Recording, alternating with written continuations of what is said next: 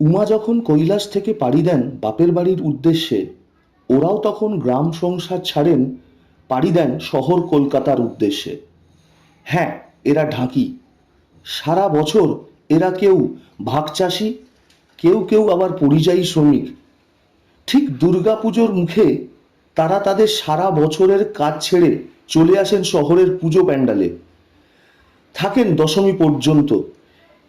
এই কদিনে যা রোজগার হয় তা তাদের সারা বছরের রসদ।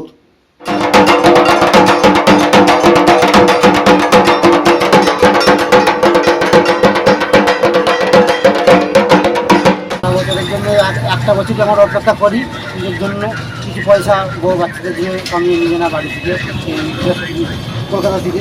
সেই কারণে আমরা কিন্তু এসেছি কিছু পয়সা ইনকাম করার জন্য। খাওয়া দাওয়া তো অসুবিধা হচ্ছে, এই যে এসছি এখন আমরা কিছু খেতে পারছি না, তার জন্যে কী করবো, বসে থাকতে হচ্ছে। বসে থেকে যেটুকু ইনকাম হবে, যখন হবে হবে, এখন হয়নি, বসে আছি।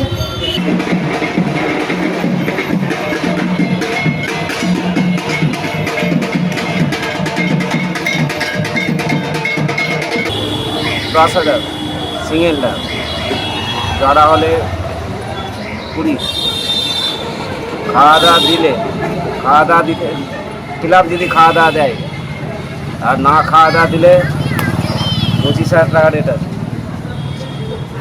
এবার ক্লাব বলবে সেটা কীরকম রেট হবে।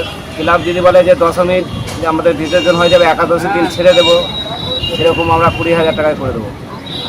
যদি বলে যে দশমীর একাদশী বিসর্জন হবে, দ্বাদশী ছাড়বো, সেরকম রেট হবে, 22,000 টাকা পড়বে।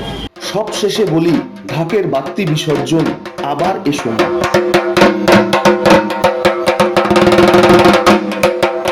Short hand dot news.